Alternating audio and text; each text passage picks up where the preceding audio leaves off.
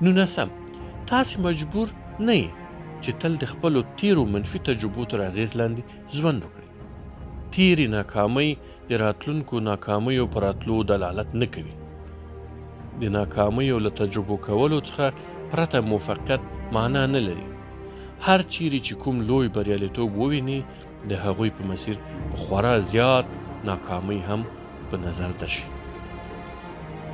په مشکلاتو باندې زیات ټینګار موږ له مشکل سره مخ کوي.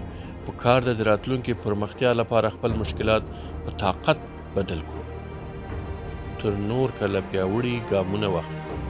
له هر څه نه مثبته نتیجه اخیستل ستاسې په ګټه ده. ځان ته ځیر سئ، له خپلې وروستۍ اشتباه څخه مو څه زده کړئ چې اوس کولی سئ هغه د خپل ژوند د لوړتیا لپاره وکاروئ.